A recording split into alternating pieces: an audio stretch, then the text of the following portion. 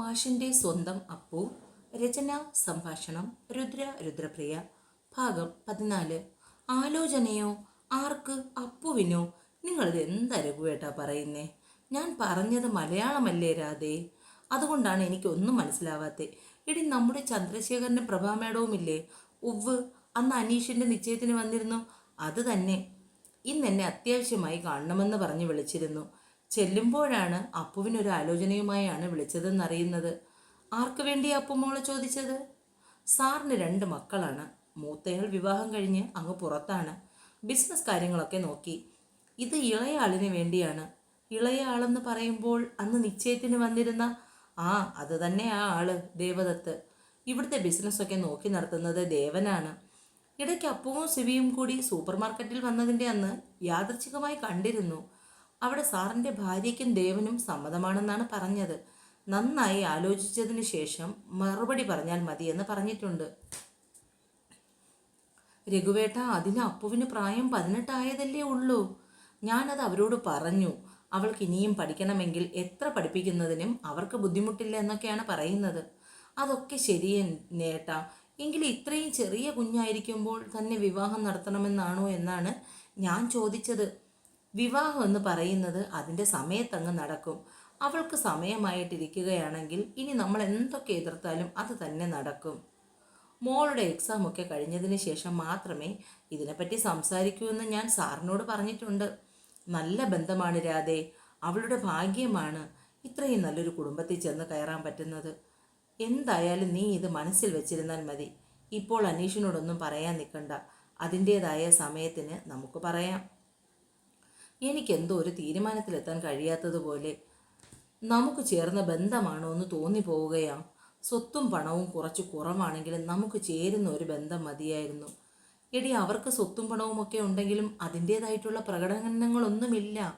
നമ്മുടെ മോളെ അവൻ പൊന്നുപോലെ നോക്കിക്കൊള്ളും. അത്രയും നല്ല ആൾക്കാരാണ്. അവരോടുള്ള കടപ്പാട് നമുക്ക് തീർത്താൽ തീരുമോ രമേ?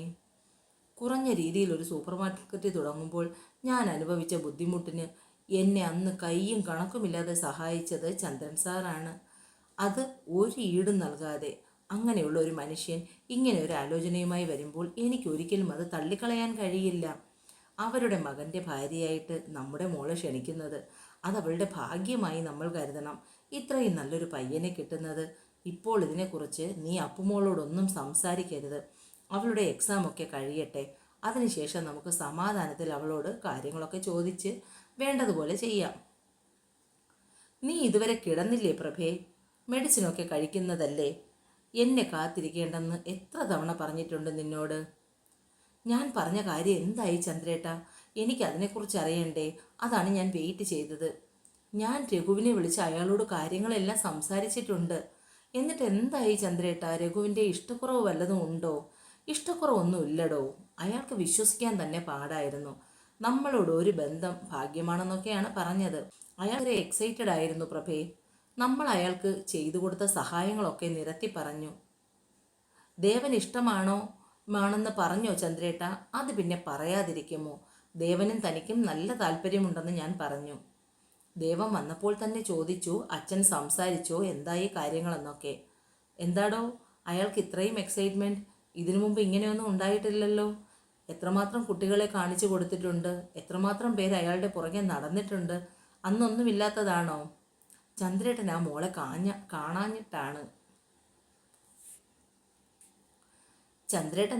കാണാഞ്ഞിട്ടാണ് ഈ പറയുന്നത്. കണ്ടിരുന്നെങ്കിൽ ഈ അഭിപ്രായമൊക്കെ മാറിയേനെ. സുന്ദരിയാണ് അപ്പുമോള്. ആഹാ, അമ്മയ്ക്കും മോനും വിളക്കമാണല്ലോ. രാത്രിയിൽ നന്ദന് കിടന്നിട്ട് ഉറക്കം വന്നില്ല. ചിന്തകൾ അവനെ വല്ലാതെ അസ്വസ്ഥമാക്കുന്നത് പോലെ തോന്നി. കണ്ണടയ്ക്കുമ്പോഴെല്ലാം മുന്നിൽ സ്വപ്നങ്ങൾ മാത്രം മിന്നിമറയുന്നു. ഇതിനു മുമ്പ് ഇങ്ങനെയൊന്നും ഉണ്ടായിട്ടില്ലാത്തതാണ്. പക്ഷെ ഇപ്പോൾ കുറച്ച് നാളായി എന്തോ മനസ്സിൽ വല്ലാത്ത ഒരു പ്രയാസം. നന്ദൻ മൊബൈൽ എടുത്തുകൊണ്ട് ബാൽക്കണിയിലേക്ക് നടന്നു. വിഷ്ണുവിൻ്റെ നമ്പറിലേക്ക് കോൾ ചെയ്തു. ഹലോ, എന്താടാ, നീ ഇതുവരെ ഉറങ്ങിയില്ലേ? നേരം കുറേ ആയല്ലോ. ഫോൺ എടുത്ത ഉടനെ തന്നെ വിഷ്ണുവിൻ്റെ ചോദ്യം അതായിരുന്നു.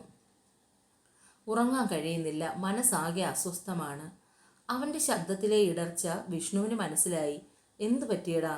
നിന്റെ ഒച്ചയൊക്കെ വല്ലാതിരിക്കുന്നല്ലോ. അറിയില്ല വിഷ്ണു, മനസ്സാകെ അസ്വസ്ഥമാണ്. അതിൻ്റെ കാരണം എന്താണെന്ന് എനിക്കറിയില്ല. എനിക്ക് പ്രിയപ്പെട്ട എന്തോ കൈവിട്ടു പോകുന്നത് പോലെ എനിക്ക് തോന്നുന്നു. അങ്ങനെയൊന്നുമില്ല, ഇതൊക്കെ നിന്റെ തോന്നലാണ്. നീ എന്തായാലും കിടന്നുറങ്ങാൻ നോക്ക്. നമുക്ക് നാളെ രാവിലെ കാണാം, എന്നിട്ട് സംസാരിക്കാം. Good night. ശരി, good night. Mobile gallery on ചെയ്ത് തലേ ദിവസം എടുത്ത ഫോട്ടോസ് എല്ലാം സ്ക്രോൾ ചെയ്ത് നോക്കിക്കൊണ്ടിരുന്നു. അപ്പുവിനെ പിന്നിൽ നിന്നും പുണർന്നു നിൽക്കുന്നതും അവളെ നെഞ്ചോട് ചേർത്ത് പിടിച്ചു നിൽക്കുന്ന ഫോട്ടോയും ഒക്കെ കണ്ണിലൂടെ ഇങ്ങനെ മിന്നി മറഞ്ഞുകൊണ്ടേയിരുന്നു. ഓരോന്നോർത്ത് കിടന്നപ്പോൾ എപ്പോഴോ നിദ്രയെ പുൽകി.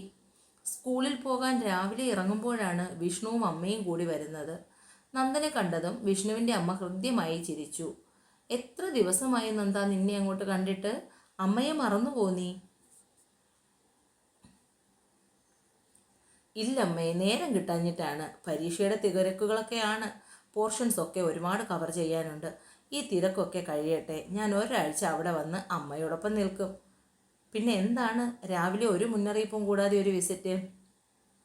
ഭാർഗവേട്ടൻ വരാൻ പറഞ്ഞിരുന്നു. ലക്ഷ്മി മോളുടെയും ഇവൻ്റെയും ജാതകങ്ങൾ തമ്മിൽ കാണിച്ച് പൊരുത്തം നോക്കിയാലോ? നിശ്ചയത്തിന് ഒരു ദിവസം കുറയ്ക്കാനായി ഇന്ന് കണിയാനെ ഒന്ന് കാണാൻ പോകാമെന്ന് കരുതി. എന്നാൽ ഞങ്ങൾ ഇറങ്ങട്ടെ അമ്മേ, ഇപ്പോൾ തന്നെ ലേറ്റായി. വിഷ്ണുവും നന്ദനും യാത്ര പറഞ്ഞിറങ്ങി. എന്താടോ, ഇന്നലെ ശരിക്കും ഉറങ്ങിയില്ലേ? മുഖമൊക്കെ വല്ലാതിരിക്കുന്നല്ലോ. വിഷ്ണു ചോദിക്കുമ്പോൾ നന്ദൻ വെറുതെ തലകുലുക്കി. എന്താ നന്ദ നിന്റെ പ്രശ്നം? നീ വല്ലാതെ ഡിപ്രസ്ഡ് ആണല്ലോ. എന്താണെന്ന് പറയാൻ അറിയില്ലടാ, പക്ഷേ എന്തോ ഒരു അനർത്ഥം സംഭവിക്കാൻ പോകുന്നുവെന്ന് എൻ്റെ മനസ്സ് പറയുന്നു. അതൊക്കെ നിന്റെ തോന്നലുകളാണ്. വെറുതെ രാവിലെ മൂഡ് ഓഫ് ആവാൻ. നീ ഒന്നും മിണ്ടാതെ വന്നേ. പിന്നെ ഞാൻ നിന്നോടൊരു കാര്യം പറയണമെന്ന് വിചാരിച്ചു.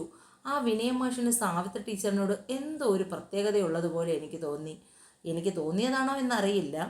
എന്തായാലും വിനയമാഷിന് സാവിത്രി ടീച്ചറിനോട് ഒരിഷ്ടമുണ്ട്, അതുറപ്പാണ്. നല്ലതല്ലേടാ, നടക്കുന്നെങ്കിൽ നടക്കട്ടെ. ടീച്ചറിനും അതൊരു സഹായമാവും. രണ്ടുപേരും ഒരേ പ്രൊഫഷൻ. ജീവിതം സ്മൂത്തായി മുന്നോട്ട് പോകും. നീ പറഞ്ഞതൊക്കെ ശരിയാണ്.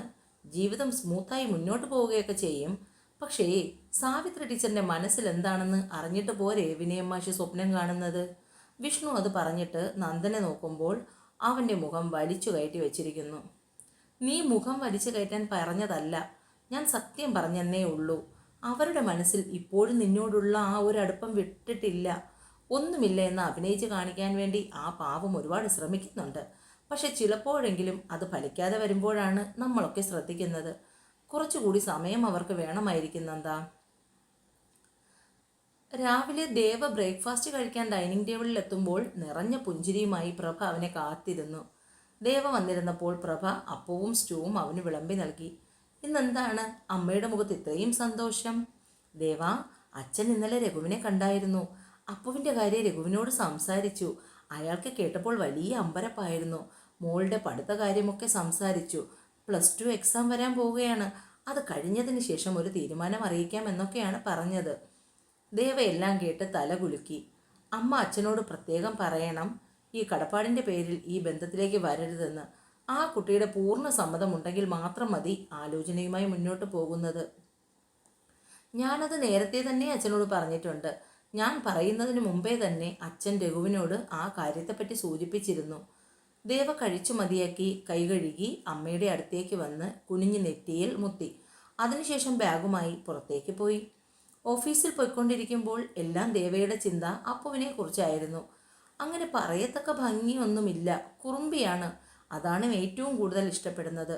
അന്ന് ചോക്ലേറ്റുമായി ഓടി വന്ന് തമ്മിലിടിക്കുമ്പോൾ അവൾ ഹൃദയത്തിലേക്ക് ഇത്രയും പെട്ടെന്ന് ഇടിച്ചു കയറുമെന്ന് വിചാരിച്ചില്ല. അമ്മയ്ക്കും അങ്ങനെ തന്നെ ആയിരുന്നു. ഒറ്റ നോട്ടത്തിൽ തന്നെ അവളെ ഇഷ്ടമായി. അതായിരുന്നു അവരുടെ പ്രകൃതം. ആർക്കും ഒറ്റ നോട്ടത്തിൽ ഇഷ്ടപ്പെട്ടു പോകും അവളെ. അവളെക്കുറിച്ച് ചിന്തിക്കുമ്പോൾ മനസ്സിൽ തണുപ്പ് പടരുന്നത് ദേവയറിഞ്ഞു. അച്ഛനും അമ്മയ്ക്കും ഒക്കെ സമ്മതമാണ്. പരീക്ഷ കഴിയുമ്പോൾ മറുപടി പറയാമെന്നാണ് അവളുടെ അച്ഛൻ പറഞ്ഞിരിക്കുന്നത്. ആ മറുപടി കൂടി പോസിറ്റീവായി കഴിഞ്ഞാൽ. ലാസ്റ്റ് അവർ നന്ദൻ ക്ലാസ്സിലായിരുന്നു. ഇനി ഒരാഴ്ച കൂടി മാത്രമേയുള്ളൂ റെഗുലർ ക്ലാസ് ഉണ്ടായിരിക്കുകയുള്ളൂ. അത് കഴിഞ്ഞ് നിങ്ങൾക്ക് ഹാൾ ടിക്കറ്റ് വാങ്ങാൻ വേണ്ടി മാത്രം വന്നാൽ മതിയാകും. അപ്പോൾ പറഞ്ഞു വരുന്നത് എന്താണെന്ന് വെച്ചാൽ, ഇതുവരെ പഠിപ്പിച്ച പാഠഭാഗങ്ങളിൽ നിന്ന് നിങ്ങൾക്ക് ആർക്കെങ്കിലും എന്തെങ്കിലും ഡൗട്ടുകളോ മറ്റോ ചോദിക്കാനുണ്ടെങ്കിൽ അതെല്ലാം ചോദിച്ച് കവർ ചെയ്യുവാനുള്ള സമയമാണ് ഇനി വരുന്ന ഒരാഴ്ച. റിവിഷനും പരീക്ഷയ്ക്ക് ചോദിക്കാവുന്ന ചോദ്യങ്ങളും ഒക്കെ ഉൾപ്പെടുത്തി കുറച്ച് ടെസ്റ്റ് പേപ്പറൊക്കെ നമുക്ക് ചെയ്തു നോക്കാം. അപ്പോൾ ഇനി കുറച്ച് ദിവസം കൂടി മാത്രമേ നമ്മൾ ഒന്നിച്ചുണ്ടാവൂ. അത് പറഞ്ഞിട്ട് നന്ദൻ നേരെ നോക്കിയത് അപ്പുവിൻ്റെ മുഖത്തേക്കാണ്.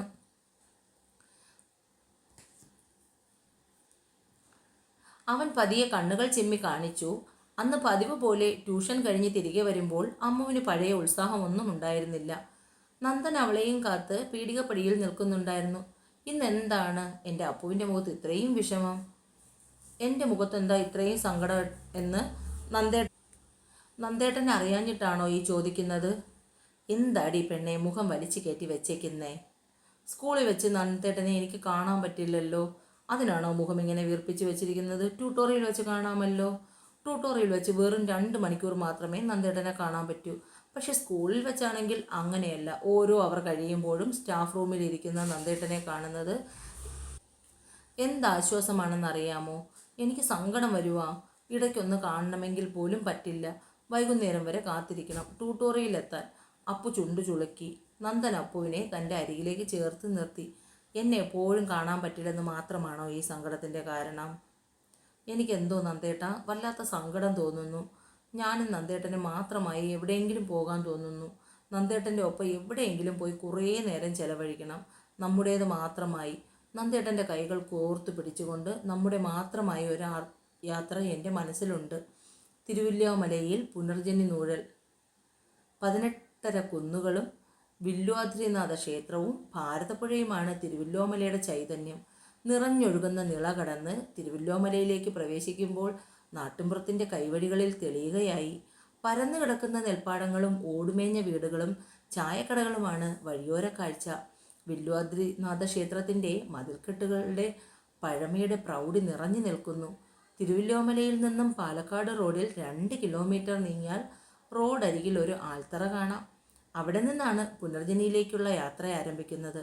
പ്രേതങ്ങൾക്ക് മുക്തി കിട്ടാനായി പരശുരാമൻ്റെ അപേക്ഷപ്രകാരം ദേവന്മാർ നിർമ്മിച്ചതാണ് പുനർജനി. എനിക്ക് അവിടെ പോകണം നന്ദേട്ട.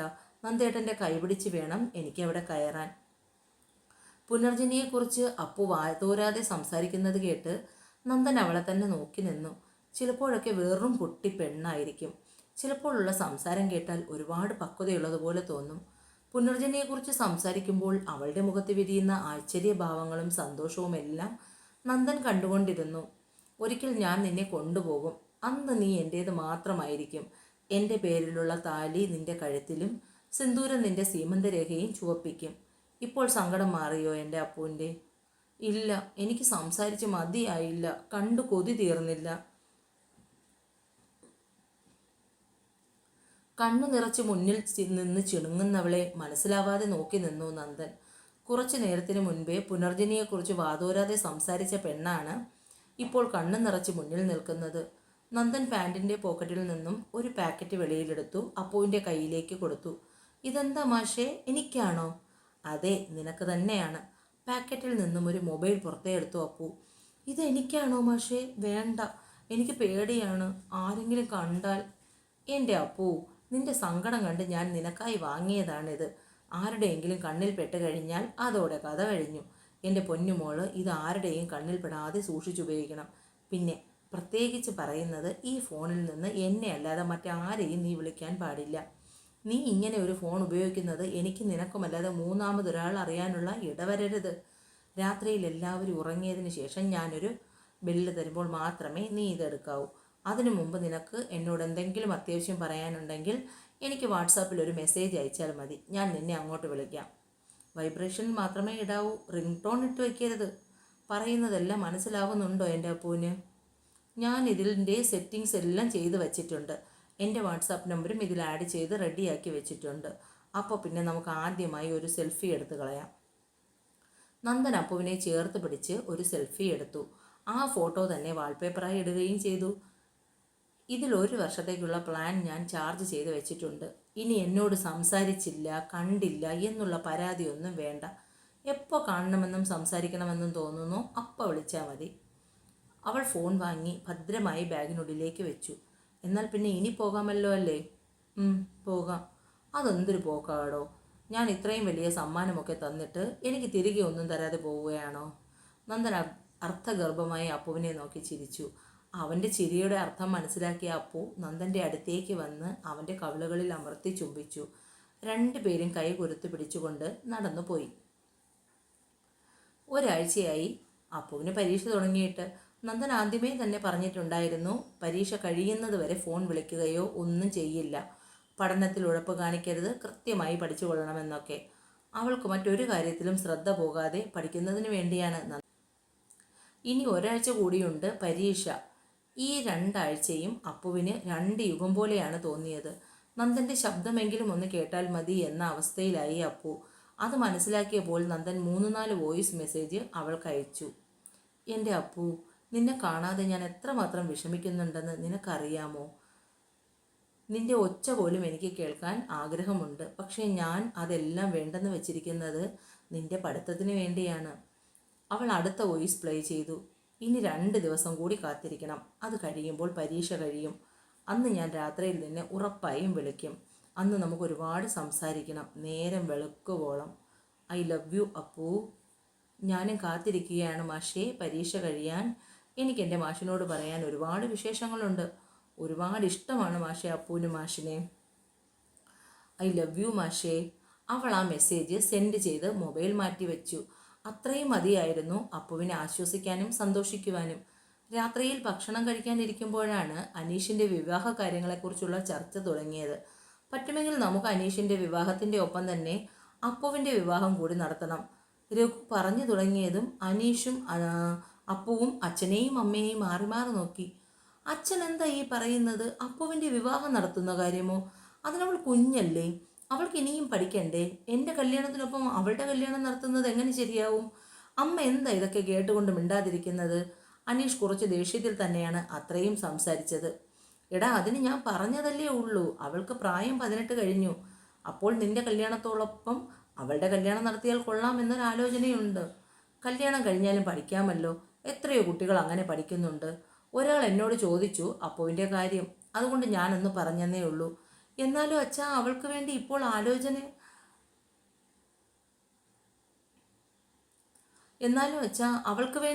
ആലോചിക്കുമെന്നും വേണ്ട.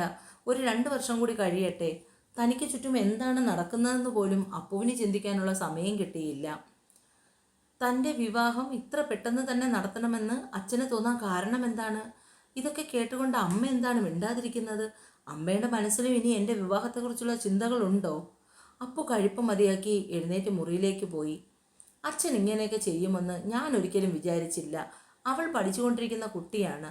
ഇപ്പോൾ +2 എക്സാം കഴിഞ്ഞതേ ഉള്ളൂ. അവൾക്കാണ് അച്ഛൻ വിവാഹം ആലോചിച്ചത്. അമ്മയും കൂടി ചേർന്നിട്ടാണോ അച്ഛൻ്റെ ഈ തീരുമാനങ്ങളെല്ലാം? അനീഷ് ദേഷ്യത്തിൽ എഴുന്നേറ്റ് പോയി. രഘുവേട്ട എന്തിനാ ഇപ്പോൾ പറയാൻ പോയത്? നമ്മൾ അങ്ങനെ ഒരു തീരുമാനം എടുത്തിട്ടല്ലായിരുന്നോ?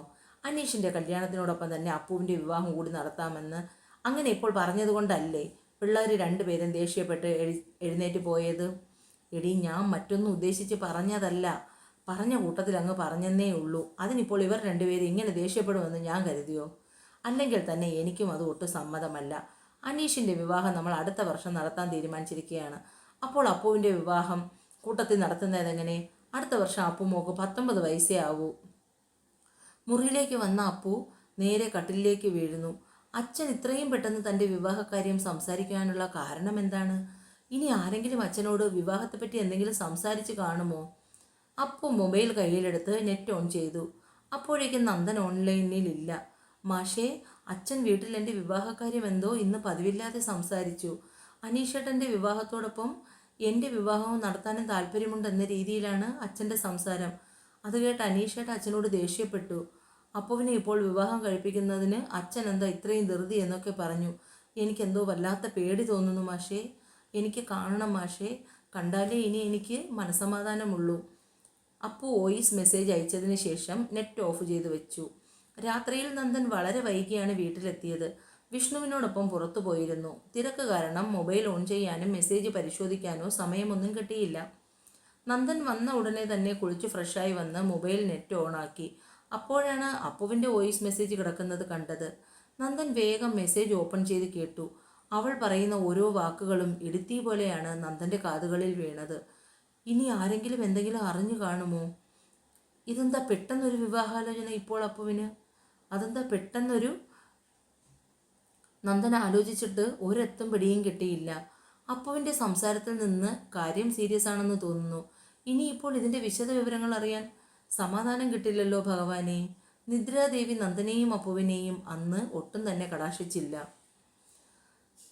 പിടയ്ക്കുന്ന മനസ്സുമായി രണ്ടുപേരും രണ്ട് ധ്രുവങ്ങളിൽ എന്നതുപോലെയായി. അപ്പു മൊബൈൽ കയ്യിലെടുത്ത് നെറ്റ് ഓൺ ചെയ്തു. നന്ദൻ ഓൺലൈനിൽ നിന്ന് കണ്ടതും അവളുടെ മനസ്സിന് കുറച്ച് സമാധാനമായി. മാഷേ, അപ്പുവിൻ്റെ നോട്ടിഫിക്കേഷൻ വന്നതും നന്ദൻ വേഗം റിപ്ലൈ കൊടുത്തു. മാഷേ, എനിക്ക് വല്ലാത്ത പേടി തോന്നുന്നു. അച്ഛൻ വളരെ കാര്യമായിട്ടാണ് വിവാഹകാര്യം പറഞ്ഞത്. അച്ഛനോട് ആരോ എൻ്റെ വിവാഹത്തെക്കുറിച്ച് സംസാരിച്ചിട്ടുണ്ട്. ഇല്ലെങ്കിൽ ഇത്രയും പെട്ടെന്ന് അച്ഛൻ ഇങ്ങനെ ഒരു കാര്യത്തെക്കുറിച്ച് സംസാരിക്കില്ല. വോയിസ് കേട്ട് കഴിഞ്ഞതും നന്ദൻ അതിന് റിപ്ലൈ അയച്ചു. അപ്പൂ മോളെ, നീ സമാധാനമായി ഇരിക്ക്. എന്തായാലും നേരമൊന്ന് വിളക്കട്ടെ. നീ ഒന്നും ഓർത്ത് വിഷമിക്കണ്ട. അച്ഛൻ വേറെ ഒന്നും പറഞ്ഞില്ലല്ലോ, ആരാണെന്നോ എന്താണെന്നോ എന്നൊന്നും. അതുകൊണ്ട് നീ സമാധാനമായി ഇരിക്ക്. അപ്പുവിനോട് അങ്ങനെ പറഞ്ഞെങ്കിലും നന്ദൻ്റെ മനസ്സിൽ കനലെരിയുന്നുണ്ടായിരുന്നു. അപ്പു ആ വോയിസ് ഓൺ ചെയ്ത് കേട്ടു. എന്നിട്ടും സമാധാനിക്കാൻ അവൾക്ക് തോന്നിയില്ല. എനിക്കൊരു സമാധാനവുമില്ല നന്ദേട്ടാ. എനിക്കൊന്ന് കാണണം. എനിക്കിപ്പോൾ തന്നെ കാണണം. അല്ലെങ്കിൽ അപ്പു ഹൃദയം പൊട്ടി മരിച്ചു പോകും.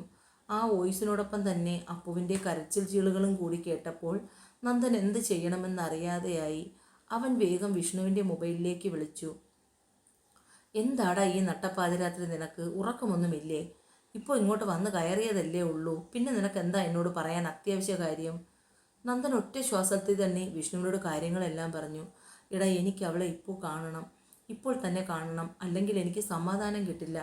നന്ദ, നീയും അവളെ പോലെ സംസാരിക്കരുത്. ഒന്നുമില്ലെങ്കിലും നീ ഒരു അധ്യാപകനല്ലേ. അതിൻ്റെ ഒരു പക്വതയെങ്കിലും കാണിക്കണ്ടേ? എന്തായാലും ഇന്ന് രാത്രി തന്നെ അവളെ കല്യാണം കഴിച്ച് കൊണ്ടുപോകുകയൊന്നും ഇല്ലല്ലോ. നീ ഒന്ന് നേരം വെളുക്കുന്നത് ഒരു സമാധാനിക്ക്. നിനക്കെൻ്റെ ഒപ്പം വരാൻ പറ്റുമെങ്കിൽ അത് പറഞ്ഞാൽ മതി. ഞാൻ തനിയെ പൊക്കോളാം. എടാ, ഞാൻ അങ്ങനെയാണോ പറഞ്ഞത്? ആരെങ്കിലും കണ്ടാൽ അതോടെ എല്ലാം കഴിയും. ഇല്ലടാ, ആരും കാണില്ല. എനിക്ക് അവളെ ഒന്ന് കാണണം, പ്ലീസ്. നീ സമാധാനമായി ഇരിക്കും. ഞാനിപ്പോൾ അങ്ങോട്ട് വരാം. നന്ദൻ വേഗം മുറിയിൽ നിന്നും പുറത്തേക്കിറങ്ങി ലൈറ്റ് ഓഫ് ചെയ്ത് ഹാളിലേക്ക് വന്നു. അച്ഛൻ്റെയും അമ്മയുടെയും മുറി അടഞ്ഞു കിടക്കുന്നത് കണ്ടതും അവൻ പതിയെ പുറത്തേക്കിറങ്ങി ഡോർ ലോക്ക് ചെയ്തു. ഗേറ്റിനടുത്ത് എത്തുമ്പോൾ കണ്ടു അപ്പുറത്ത് മാറി വിഷ്ണുവിൻ്റെ ബൈക്ക് പാർക്ക് ചെയ്തിരിക്കുന്നത്. നന്ദൻ വേഗം വിഷ്ണുവിൻ്റെ അടുത്തേക്ക് ചെന്നു. നിന്റെ വെപ്രാളം കണ്ട് ഞാൻ വന്നു എന്നേ ഉള്ളൂ. നീ ഒന്നുകൂടി ആലോചിച്ച് നോക്ക്. നമുക്ക് ഈ രാത്രിയിൽ തന്നെ പോകണോ വേണ്ടയോ എന്ന്. എനിക്ക് പോകണം വിഷ്ണു. കുറച്ച് ദിവസമായി കാരണം എന്താണെന്നറിയാത്ത ഒരു സങ്കടം മനസ്സിനെ അലട്ടിയിരുന്നു. അപ്പോഴൊക്കെ ഒരു നേരിയ ഭയമുണ്ടായിരുന്നു എനിക്ക്. ഇപ്പോൾ അത് സത്യമായി.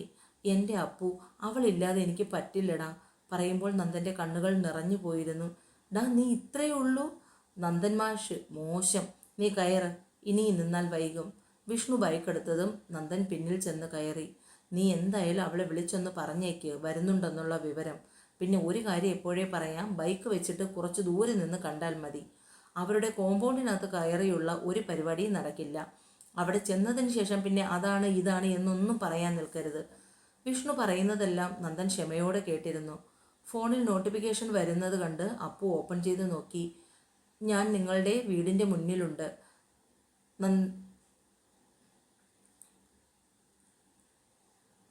അപ്പു വേഗത്തിൽ മുറിയിലെ ലൈറ്റ് ഓൺ ചെയ്തത് ജനലോരം വന്ന് നിന്നു. അപ്പോൾ കണ്ടു മതിലിനപ്പുറത്തായി മരത്തിൽ ചാരി നിൽക്കുന്ന നന്ദനെ. അവൾ മൊബൈലെടുത്ത് വോയിസ് ടൈപ്പ് ചെയ്തു. നന്ദേട്ടാ, അകത്തേക്ക് വാ. നന്ദൻ മെസ്സേജ് നോക്കി. വേണ്ടപ്പോ, ആരെങ്കിലും കാണും. ഇപ്പോൾ തന്നെ കാണണമെന്ന് നീ വാശി പിടിച്ചതുകൊണ്ടാണ് ഞാൻ വന്നത്. കരയല്ലേ മോളെ. നാളെ വൈകുന്നേരം നീ കൃഷ്ണൻ്റെ അമ്പലത്തിൽ വന്നാൽ മതി. ഞാൻ അവിടെ കാത്തിരിക്കും. ഒന്നും ആലോചിച്ച് മനസ്സ് വിഷമിപ്പിക്കല്ലേ. പോയി കിടന്നുറങ്ങിക്കോ. ആ മെസ്സേജ് കണ്ട് അപ്പു കണ്ടതും അവളെ നോക്കി കണ്ണ് ചിമ്മി നന്ദൻ വിഷ്ണുവിൻ്റെ ബൈക്കിൽ കയറി അവിടെ നിന്നും പോയി. അപ്പു രാവിലെ വളരെ ഉത്സാഹത്തോടെയാണ് എഴുന്നേറ്റത്. കുളിച്ച് ഫ്രഷായി അവൾ നേരെ അടുക്കളയിലേക്ക് ചെന്നു. സാധാരണ പതിവുള്ളതാണ് രാവിലെ അടുക്കളയിൽ ചെന്നാൽ അമ്മയെ കെട്ടിപ്പിടിച്ച് കവിളിലൊന്ന് മുത്തിയ ശേഷം ഒരു ഗ്ലാസ് ചായയും പകർന്ന് അനീഷിൻ്റെ ഒപ്പം പോയിരുന്നു കുടിക്കുന്നത്. അന്ന് പതിവെല്ലാം തെറ്റിച്ചുകൊണ്ട് അപ്പു ചായയും എടുത്തുകൊണ്ട് ഉമ്മറത്തേക്ക് പോയി. അനീഷ് പത്രം വായിച്ചു കൊണ്ടിരിക്കുന്നത് ശ്രദ്ധിക്കാതെ അവൾ അര കൈവരിയിലിരുന്ന് പുറത്തേക്ക് നോക്കി ചായ മുത്തി കുടിച്ചു. അപ്പുവിൻ്റെ ആ പ്രവൃത്തി അനീഷിനെയും രാധയെയും വല്ലാതെ സങ്കടപ്പെടുത്തി. തലേ ദിവസം രഘു പറഞ്ഞ കാര്യങ്ങൾ അവളെ എത്രത്തോളം വിഷമപ്പെടുത്തിയെന്ന് അവളുടെ ആ പ്രവൃത്തിയിൽ നിന്ന് രണ്ടുപേർക്കും മനസ്സിലായി. അനീഷ് വായിച്ചു കൊണ്ടിരുന്ന പത്രം മടക്കി വെച്ച് അവളുടെ അടുത്തേക്ക് വന്ന് തോളിൽ കൈയിട്ട് അപ്പുവിനെ ചേർത്ത് പിടിച്ചു. ഏട്ടനോട് മോള് പിണക്കത്തിലാണോ? ഞാൻ അച്ഛൻ പറയുമ്പോഴാണ് കാര്യങ്ങളെല്ലാം അറിഞ്ഞത്. ഏട്ടൻ്റെ വിവാഹത്തോടൊപ്പം അപ്പുവിൻ്റെയും വിവാഹം നടത്താൻ ഏട്ടൻ ഒട്ടും തന്നെ താല്പര്യമില്ല. നീ പഠിത്തമൊക്കെ കഴിഞ്ഞ് സ്വന്തം കാലിൽ നിന്നതിന് ശേഷം മാത്രം നിന്റെ വിവാഹത്തെക്കുറിച്ച് ചിന്തിച്ചാൽ മതി. ഇതിൻ്റെ പേരിൽ അപ്പൂട്ടൻ ഏട്ടനോട് പിണങ്ങിയിരിക്കരുത്. ഏട്ടനത് സങ്കടമാവും.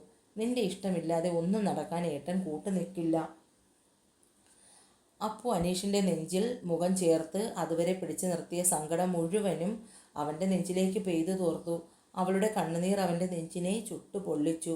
അപ്പോഴേക്കും രാധയും ഉമ്മറത്തേക്ക് വന്നു.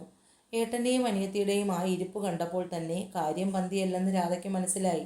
അവിടെ നിന്നാൽ അനീഷ് ബാക്കി കാര്യങ്ങൾ കൂടി ചികഞ്ഞ് പുറത്തിടുമെന്ന് അവർക്ക് തോന്നിയതുകൊണ്ട് തന്നെ പതിയെ അടുക്കളയിലേക്ക് വലിഞ്ഞു. എങ്കിലും അപ്പുവിൻ്റെ ആ ഒരു അവസ്ഥയിൽ അവർക്ക് വിഷമം തോന്നി. ഇത്രയും പെട്ടെന്ന് എടുത്തുചാടി രഘുവേട്ടൻ അപ്പുവിൻ്റെ വിവാഹകാര്യം സംസാരിക്കേണ്ടിയിരുന്നില്ല. അല്ലെങ്കിൽ തന്നെ ഈ മനുഷ്യന് ഒരു കാര്യവും നേരെ ചൊവ്വേ പറയാൻ അറിയില്ല. എന്തെങ്കിലും ആയിക്കൊണ്ട് പോട്ടെ, ഇനി ഒരു കാര്യവും പറയാൻ നിൽക്കണ്ട. സാവിത്രി രാവിലെ തന്നെ ഹെഡ് മാസ്റ്ററിനെ വിളിച്ച് ലീവ് പറഞ്ഞിട്ടുണ്ടായിരുന്നു. ഇന്ന് അവളെ കാണുന്നതിന് വേണ്ടി ഒരു കൂട്ടർ വരുന്നുണ്ട്. രാവിലെ തന്നെ സാവിത്രി അനിയത്തിക്കൊപ്പം അമ്പലത്തിലേക്ക് പോയി ഭഗവാന്റെ മുന്നിൽ നിന്ന് അവൾ മനസ്സ് തുറന്ന് പ്രാർത്ഥിച്ചു. ഏകദേശം 11 മണിയോടുകൂടി ദല്ലാളും 2 പേരും വന്നു. സാവിത്രി ചായയുമായി ഉമ്മറത്തേക്ക് വന്നു അതിഥികൾക്ക് നൽകി. ദല്ലാൾ വന്നവരെ അച്ഛന് മുന്നിൽ പരിചയപ്പെടുത്തി. ഇതാണ് പയ്യൻ. ഇരുണ്ട നിറമുള്ള ഏകദേശം 30 വയസ്സിനോടടുത്ത് പ്രായം തോന്നിക്കുന്ന ഒരാളെ ചൂണ്ടിക്കാണിച്ച് ദല്ലാൾ, ഇലക്ട്രിസിറ്റി ബോർഡിലെ ഓവർസിയറാണ് സതീശൻ. വീട്ടിൽ അമ്മയും ഒരു അനുജനും മാത്രമേ ഉള്ളൂ. ഇത് സതീശൻ്റെ 2 മാമന്മാരാണ്.